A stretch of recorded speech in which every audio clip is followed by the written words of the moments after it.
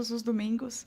E a oportunidade que eu tenho de dividir com vocês o estudo que eu faço para mim, né, para que eu possa aprender a lidar com algumas coisas. E vocês estão aqui para me ajudar, que eu consiga processar tudo isso que eu venho estudando. E eu sempre penso que os temas que eu escolho, eu acabo passando por exercícios para poder exemplificar. E nunca é muito fácil, porque o assunto que eu vou falar hoje é sobre compaixão. E é claro que a vida me colocou em situações várias para que eu vivesse um momento de compaixão e empatia. Então, eu tenho que tomar sempre muito cuidado com os temas que eu escolho, porque geralmente a vida traz aulas práticas para isso. E eu até fiquei um pouco perdida hoje, porque uma querida amiga aqui da casa falou assim para mim: nós estamos em março, por que você vai falar olhar de janeiro? Aí eu falei: como assim olhar de janeiro?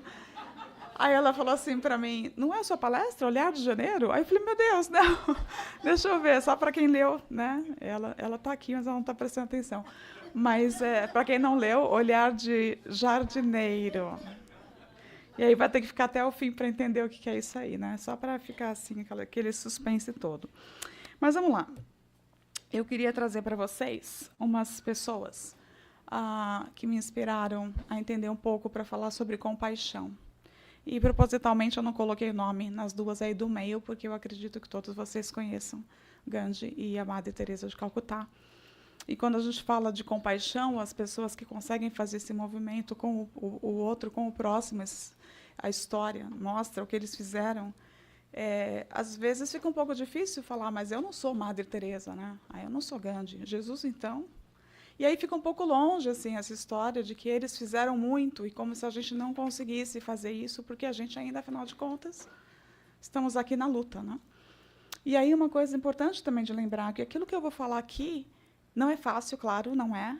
É para que a gente possa, são provocações para que a gente possa sair daqui pensando se é isso mesmo, ou, ok, é muito difícil chegar nesse ponto, que a gente sabe que a gente pode chegar, mas que tudo é uma construção, que a gente lembrasse disso. Não é que você vai falar aí, mas é difícil. É difícil mesmo, ninguém falou que ia ser fácil. Mas como que a gente faz juntos esse processo? Então, eu trouxe aqui foto de algumas pessoas. Eu não sei se vocês conhecem todos, alguns devem conhecer todos, alguns conhecem alguns daqui. Então, Gandhi e Madre Teresa, eu não preciso nem perder tempo em falar da obra, porque são pessoas que já ouvimos falar e a gente conhece aí a obra. Wagner Moura Gomes é um brasileiro que fundou a Fraternidade Sem Fronteiras. Não sei se vocês já prestaram atenção aqui na casa. Tem algumas pessoas que têm a camiseta que ele tem aqui com essa mãozinha na frente, ou às vezes é o boné. E ele faz um trabalho tremendo de fraternidade em países da África e também no Brasil. E ele, quando conta a história dele, ele diz que o que moveu ele a querer fazer isso foi quando ele assistiu aquele, para quem muita gente não lembra mais, We Are the World, aquela música que foi gravada, né, para coletar fundos para as crianças, e ele se tocou quando ele viu a pobreza da África. E naquela época ele ficou tão tocado que ele acabou trazendo para a vida dele a fundar uma associação que hoje ajuda tantas crianças. Quer dizer, aquilo que tocou no coração dele fez com que ele fizesse um movimento de ajuda tremenda a tantas vidas que ele ajuda. Recentemente, agora, ele teve que transportar, não sei se vocês viram, 400 crianças de uma região do Congo, porque estava sendo invadido pelos guerrilheiros. E ele simplesmente conseguiu transportar 400 crianças para outro país vizinho. E ficaram 2 dias na fronteira, esperando que os papéis da imigração fossem resolvidos para que ele conseguisse transportar essas crianças. E depois ele gravou um vídeo que conseguiram relocar essas 400 crianças e os trabalhadores. Então, é a história do Wagner Moura, que fez esse movimento, né, de ajuda ao próximo. A Irina Sandler, ela foi uma enfermeira polonesa que, na época da Segunda Guerra Mundial, ela ajudou a tirar mais de 2.500 crianças judias do campo de concentração. Pessoas que, né, viviam a vida e se sentiram tocadas para poder fazer um movimento de ajuda ao próximo. E embaixo, esse James Harrison é um australiano que, aos 14 anos, ele teve que fazer uma cirurgia e precisou de um transplante de sangue. Depois dessa cirurgia, que ele quase morreu e teve que fazer o transplante para conseguir sobreviver, aos 18 anos ele começou a doar o sangue. E descobriram que ele tem um anticorpo dentro do sangue dele que ajuda crianças recém-nascidas. Então, por 60 anos, ele doou sangue regularmente. Salvou mais de 2 milhões e 500 mil bebês com o sangue de ouro dele. Né? Não precisa ser uma Madre Teresa, não precisa ser um Gandhi, talvez. Eu queria que a gente olhasse que qualquer um de nós, até numa ação de doar sangue, a gente pode mudar a vida de alguém. Então, o que eles têm em comum aqui? Eles têm em comum uma coisa chamada compaixão. Mas a compaixão, a gente vai ver aqui no decorrer da palestra, ela tem um caminho para chegar. O que é exatamente a compaixão e como que ela desenvolve na gente? Por que eles fazem um movimento que a gente, às vezes, não consegue fazer? Porque a gente vê um sofrimento, mas do ponto que aquele sofrimento te move, tem uma distância aí. Muitas vezes a gente fica arrasado, o coração partido, tá doendo, mas a gente não consegue fazer o movimento que eles fizeram, que simplesmente foi agir. E aí a compaixão, a definição da palavra é muito importante, porque a gente fica com aquela coisa, com paixão. Então é alguma coisa a fazer com paixão. Mas vem dessa origem do latim compassio. E eu gostei de ter descoberto isso aqui, porque esse verbo passio, ele procede do termo grego, está ruim aqui, né? Deixa eu ir mais para trás. Ele procede do termo grego, o verbo latino passio procede do grego pathos, que faz referência ao sentimento entendido como drama interior. Então, compassio seria acompanhar, sentir o outro em seu drama interior. E quando a gente pensa em paixão, de compaixão, a impressão que dá que paixão é aquilo que a gente sente que move, estou apaixonado, né? Aquela vontade de fazer pelo outro que te move. Mas a paixão, só depois do século XIII, eu fui descobrir que ela mudou de significado. Paixão, antigamente, era para ser definida como sofrimento, a paixão de Cristo. Então, quando a gente fala compaixão e pensa nesse sentido do sofrimento alheio, que é justamente esse drama interior que a pessoa sente, que você passa a entender e vai te movimentar a agir. Então, eu queria trazer para vocês essas colocações aqui, para que a gente pensasse exatamente no que seria compaixão que moveram essas pessoas, né, para fazer esse caminho. No budismo, a compaixão ela é lidada como um caminho para a iluminação. Na tradução judaico-cristã, ela está mais ligada à parte da caridade, né? A parte de...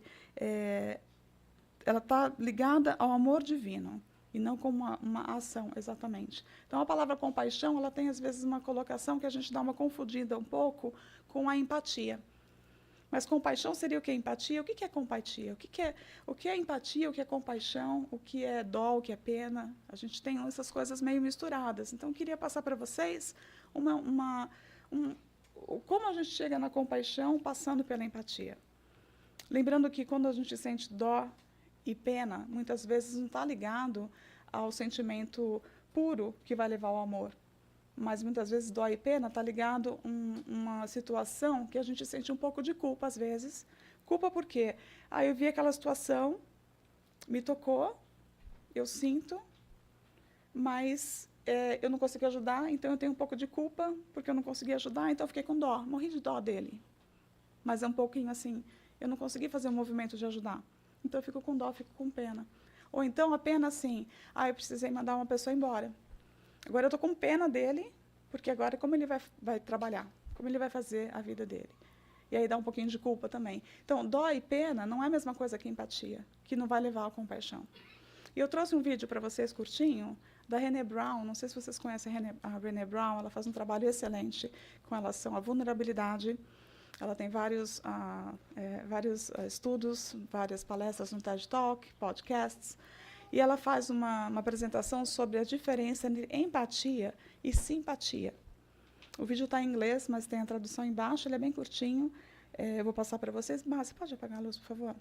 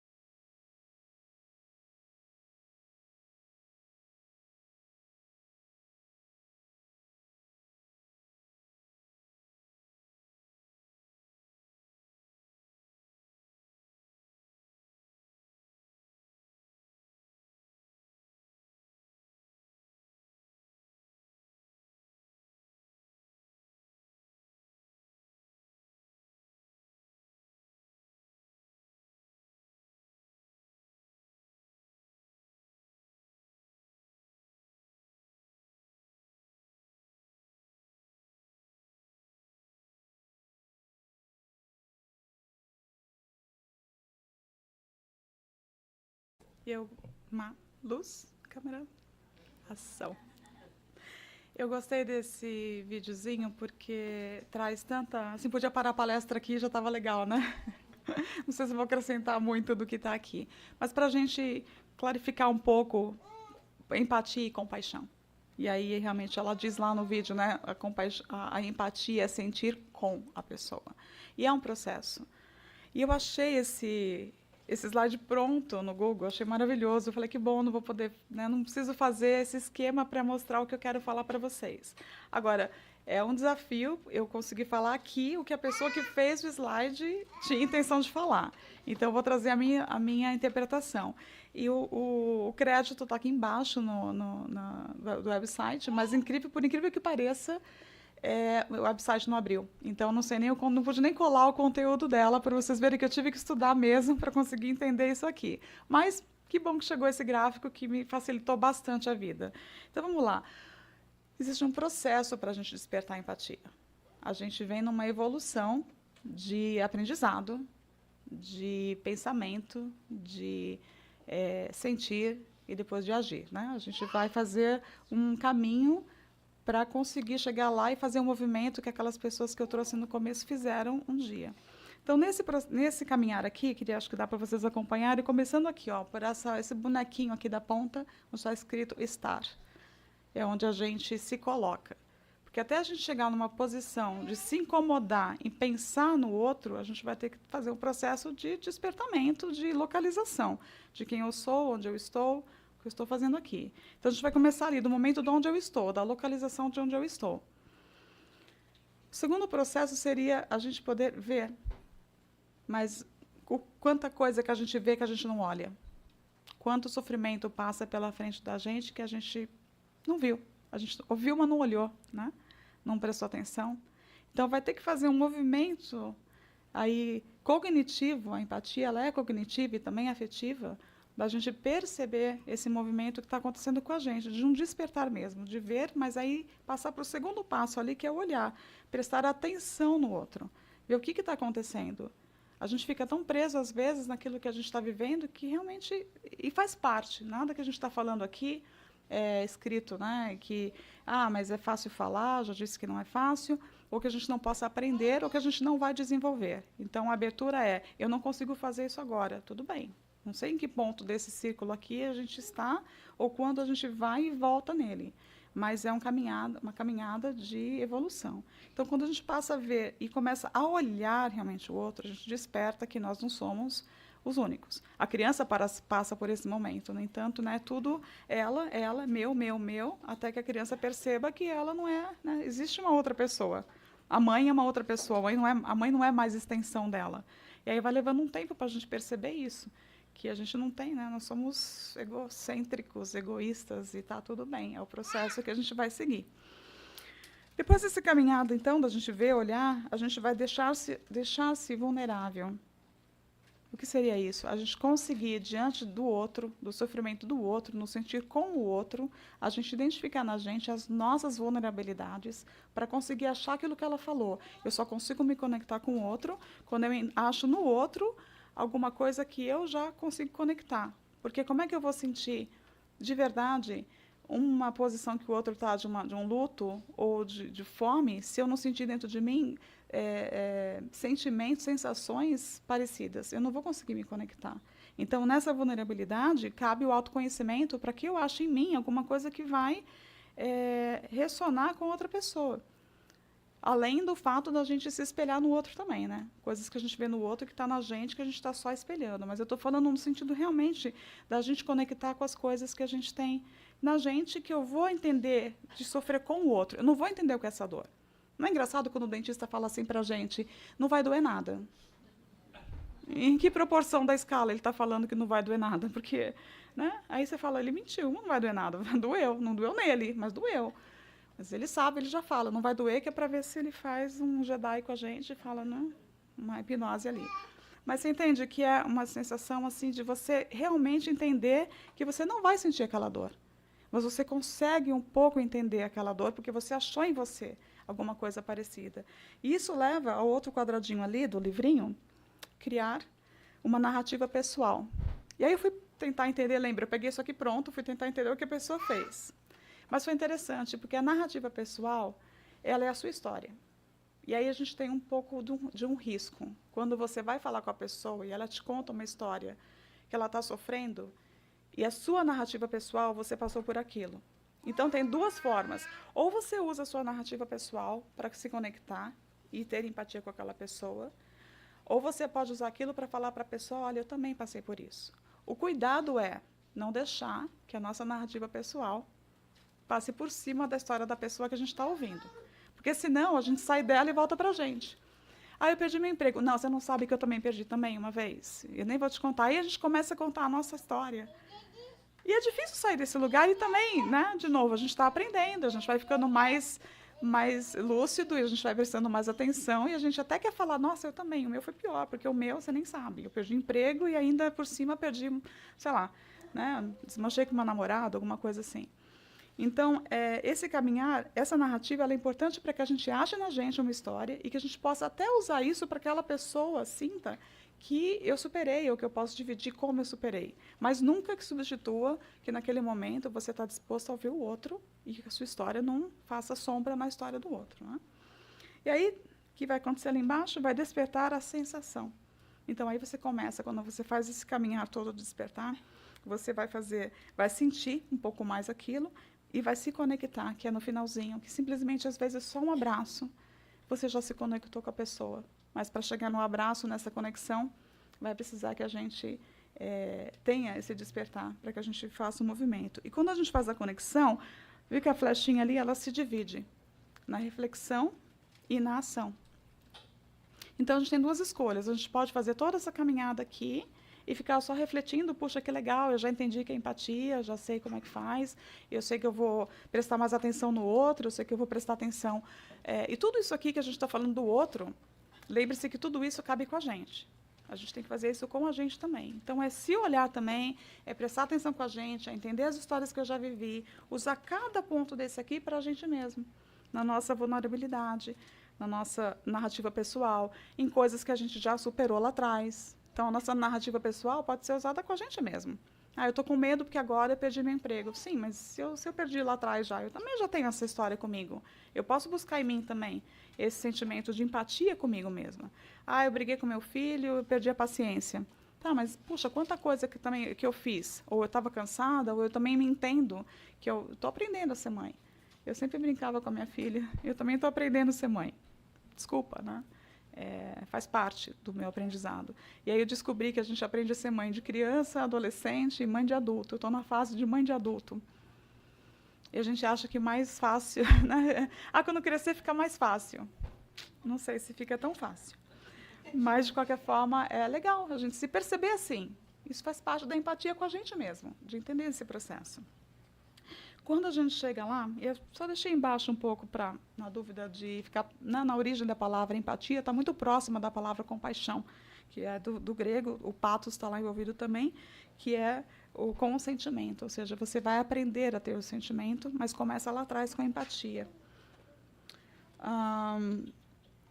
Como eu disse antes, eu queria só complementar aqui essa questão da simpatia, dela ser cognitiva, ou seja, a gente é uma escolha de você prestar atenção no outro, uma escolha de você querer ver, uma escolha de você querer olhar, uma escolha de você fazer isso.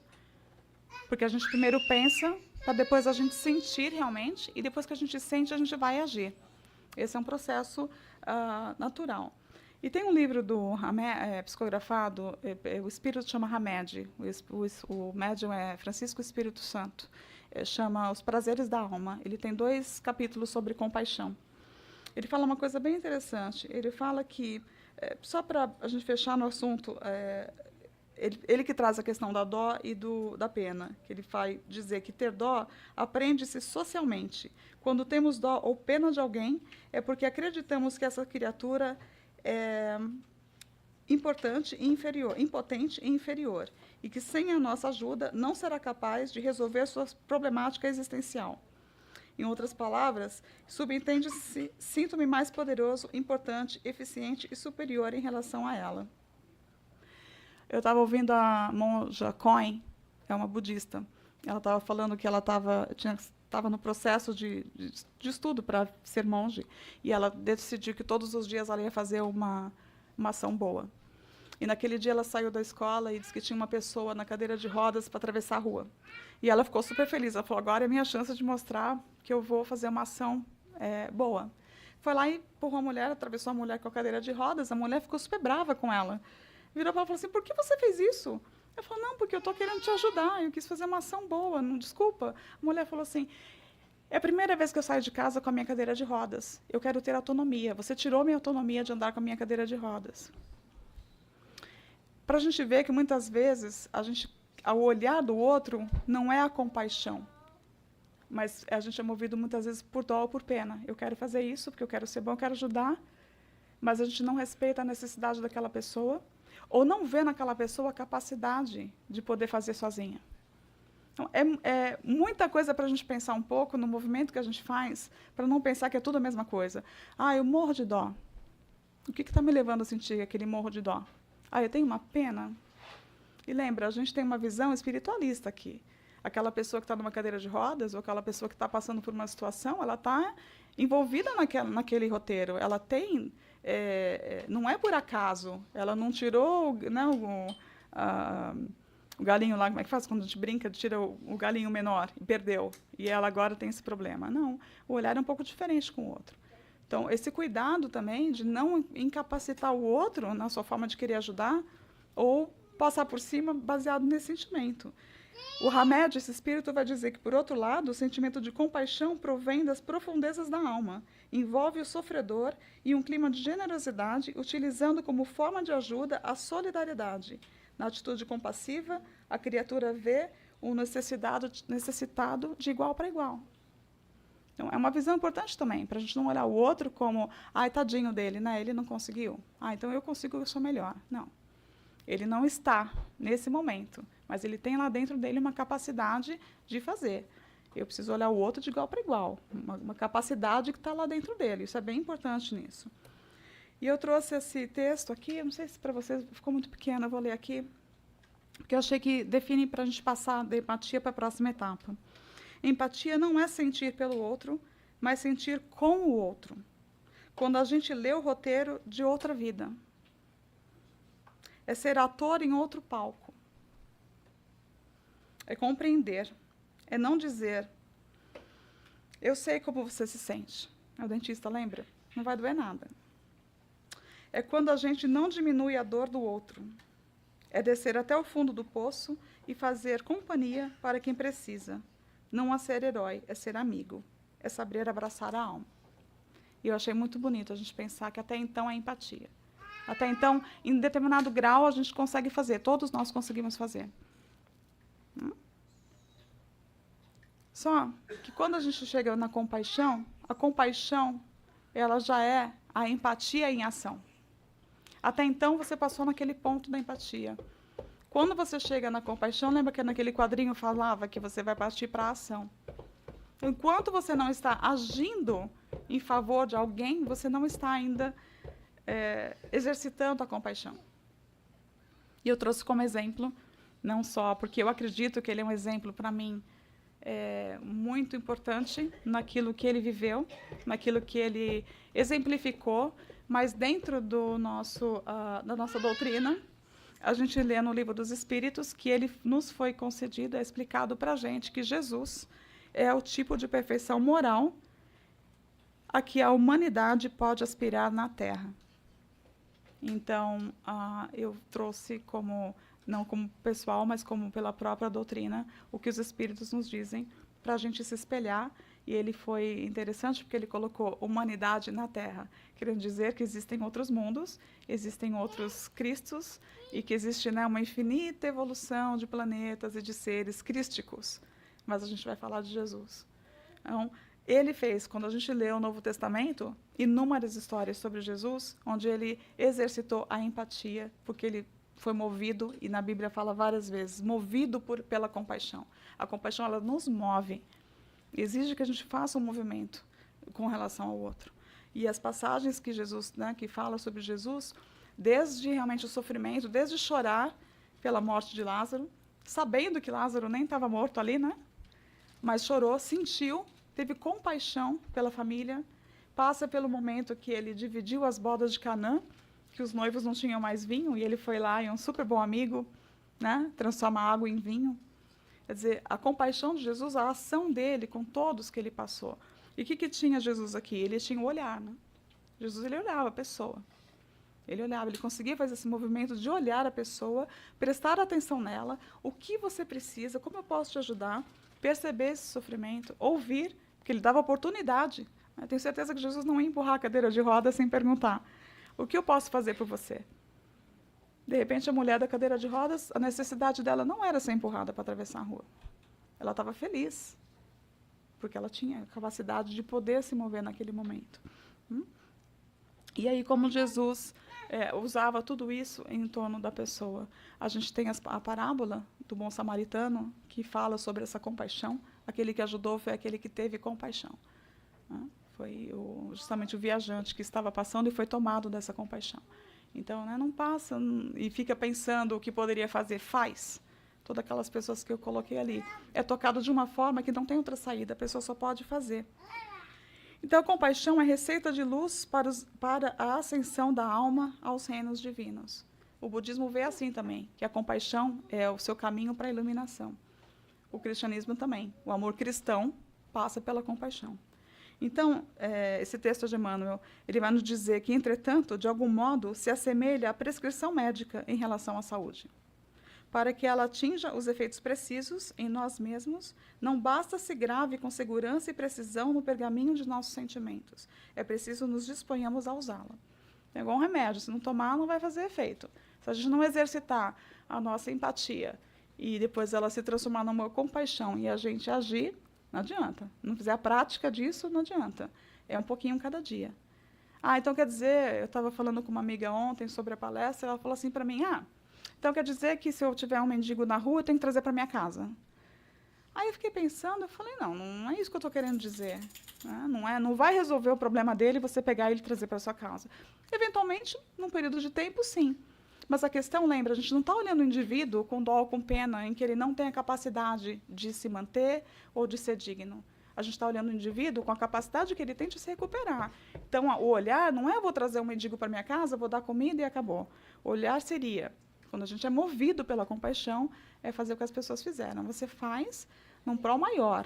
Então, talvez a resposta não seria trazer um mendigo para casa e dar comida e acabou, mas é como eu coloco essa pessoa que está nessa condição. E que poderia ser eu, e que a minha visão é um pouco diferente já, né? Mas eu consigo me ver que poderia ser eu naquela situação. Como eu faço isso para que essa pessoa possa ter de novo a dignidade, como que ela possa ter de novo o direito à vida, como todos nós. Entendendo que ele tem dentro dele essa capacidade, que por algum motivo, na história reencarnatória dele, ele está nessa condição, ou ele se levou a essa condição. Mas que não necessariamente somente colocar na minha casa e dar comida vai resolver. Eu tenho que ajudá-lo a que ele faça um movimento de perceber que ele tem essa capacidade. Eu estava ouvindo uma história sobre solidariedade, sobre ajuda ao próximo. Eu não lembro se alguém contou ou se eu li essa história, mas a questão era de que o pai desse jovem, ele era um médico. Só que ele fazia como trabalho voluntário cortar cabelo de pessoas na rua, de mendigos, né? E ele cortou o cabelo de um rapaz e o filho estava junto. E o rapaz, depois de cortado, falou, eu não gostei do corte do meu cabelo. Aí o médico falou assim, você me desculpa, eu sou médico, eu não sou cabeleireiro, eu só estou tentando ajudar você. E o cara falou, eu não gostei, da próxima vez você corta melhor. E foi embora. Aí o filho falou, pai, não estou entendendo, como assim? Que você ainda fez o favor de cortar o cabelo, ele está reclamando, cortou de graça, estava na rua e ainda reclama. E diz que o pai falou assim para ele, eu fiz para ajudá-lo, mas eu não posso tirar a dignidade dele. Ele tem que ter a dignidade de não ter gostado. Ele tem o direito de não gostar do corte do cabelo dele. Faz parte de eu devolver a dignidade dele, dar o direito a ele de não gostar do corte do cabelo dele. Eu estava com a minha família, acho que foi em São Francisco. Enfim, eu estava numa cidade e eu já tinha escutado essa história, e que me ajudou a agir naquele momento. A gente estava passando, eu, meu marido e minha filha, tinha uma pessoa deitada assim na calçada. E a gente passou e falou com ele, e aí ele falou assim, eu queria comer alguma... Não sei se a gente perguntou se ele... Ele estava na porta do Starbucks deitado. E acho que a gente perguntou se ele... Não, acho que ele pediu. Você compra comida? Uma coisa assim. Enfim, a gente perguntou se ele queria. A gente perguntou se ele queria alguma coisa. A minha filha está aqui, eu estou colando dela. E a gente perguntou para ele se podia ajudar. Ele falou, eu queria um café do Starbucks. E, de momento, aquele julgamento, que é muito difícil a gente não ter quando a gente está no processo de empatia, uma grande parte é não julgar, né? E eu pensei assim, café do Starbucks? Então conta a história direito. Vem aqui contar. Ele queria esse chá da Tivana. Mas, assim, esse chá, ele queria, assim, ele queria esse sabor. Não, ele pediu um café, alguma coisa do Starbucks, isso. Aí depois... Daí ele pediu chá. É isso. Ele queria um chá, não era o café. Ele pediu um chá do Starbucks. Aí minha filha falou, eu sei que chá que é esse.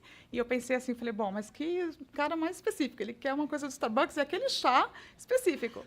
E aí ela falou assim, não, eu sei qual que é. A gente foi lá e pegou o chá e mais alguma coisa para ele comer. E eu fiquei pensando nisso. Falei, que bom que eu ouvi aquela história antes. Porque talvez, se eu não tivesse escutado aquilo de que, antes de julgar, por que ele estava pedindo o Starbucks, aquele chá específico, não é porque ele estava na rua que ele não tinha direito de ter a vontade de tomar aquele chá do Starbucks. E eu acho que a gente precisa ter esse olhar um pouco. Porque muitas vezes, mas recusou a roupa usada? Recusou o pãozinho amanhecido? Estava passando fome. O que tem um pão amanhecido? Não estava comendo? Não.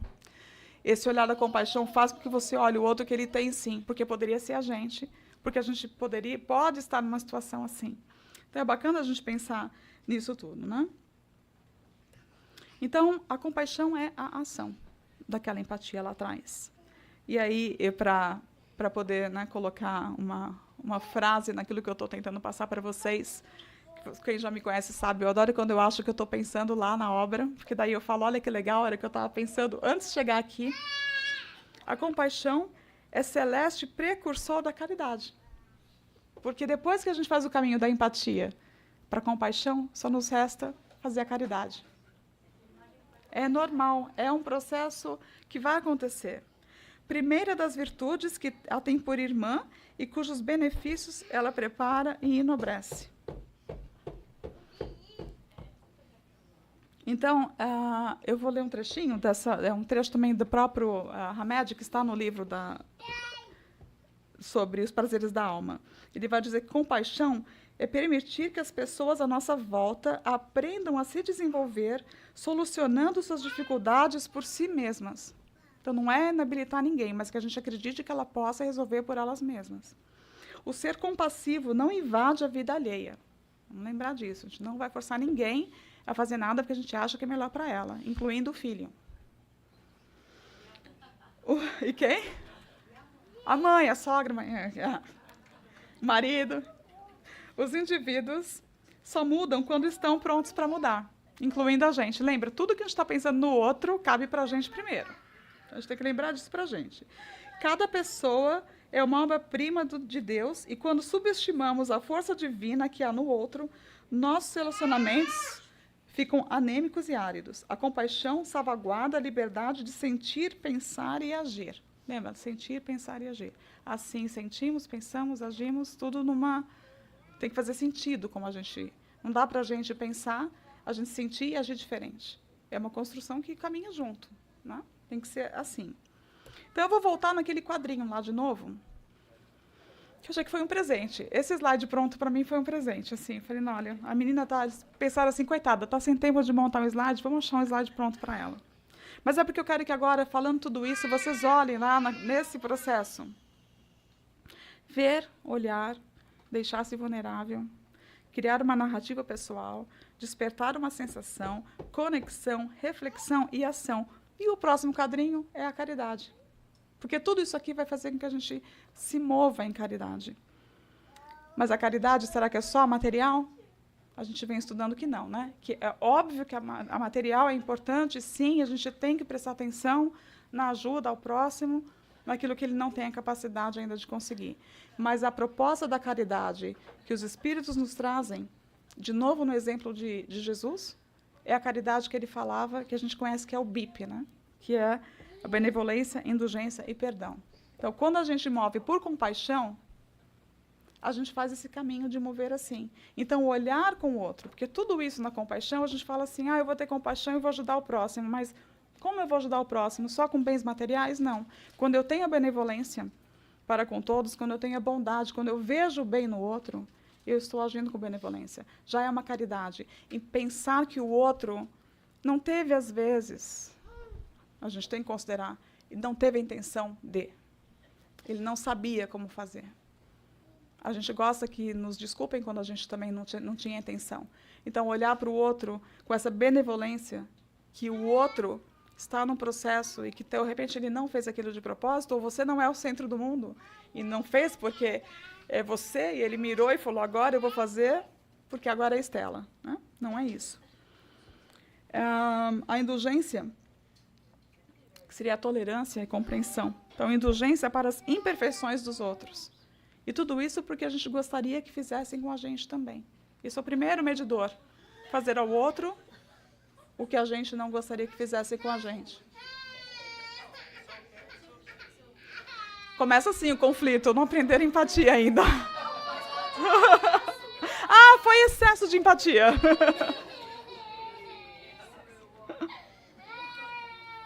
Eles se abraçaram e ela caiu, que bonitinho. Foi ele? Eu não peguei toda a cena, tá vendo? Não tem prestado atenção. Então, a gente olhar com benevolência, né? Olhar a falta dos outros, olhar que o outro não consegue dar. A alteridade, que é entender que o outro é diferente da gente, super importante, que o outro, eu faria diferente ou eu não faria assim. A gente, né? De novo, não está levando em consideração a história do outro, o pensamento do outro, o jeito do outro. O que é bom, funciona para uns, não funciona para outros. Todo mundo aqui conhece a história do arroz da minha mãe? Eu já contei, não lembro. A minha mãe faz arroz e ela odeia que faz buraco no arroz. Sabe quando você vai pegar arroz, assim, você pega e faz aquele buracão, assim, de cima para baixo? Foi uma amiga minha em casa e ela foi comer arroz e ela pegou arroz, assim, tudo por cima. E ela falou assim, você desculpa, eu devia ter pego arroz fazendo buraco, porque a mãe dela disse que a gente não pode comer arroz só de cima, que é o melhor arroz. Ele é mais soltinho. Quando você faz o buraco, você pega todo o arroz, o mais papa lá de baixo e de cima. E ela se esqueceu e fez na minha casa, pegou o arroz por cima. Você vê, na casa dela, deveria fazer o buraco para pegar o arroz. Na minha casa, não se pode fazer buraco. O que confundiu tremendamente meu marido, porque até hoje ele não sabe se faz ou se não faz buraco. Ele não lembra mais, depois de 34 anos, se minha mãe gosta ou não gosta do buraco no arroz. Porque as pessoas são diferentes, e porque na minha casa era diferente, eu fui criada desse jeito, e para mim é certo. Quem cria filho sabe, para mim é importante que minha filha vá para a cama às 8, mas a família do outro vai dormir 2 horas da manhã. E é assim, aí você fala, como que ele não percebe que a criança tem que dormir às 8? Não, porque ele dormia às 2 e estava tudo bem. Né? A gente tem que fazer esse movimento um com o outro para entender. Não vai dar para fazer o tempo todo? Claro que não. É fácil? Claro que não. Mas é uma prática, é uma escolha. Porque a gente cansa de viver em pé de guerra. Porque, no fundo, a gente quer paz. Mas se a gente não fizer esse movimento, não vai ter nunca. Porque a gente continua cutucando lá o outro. Eu não brigo por causa do buraco do arroz em casa. Na minha casa ficou assim, faz o que você quiser. Eu não ligo.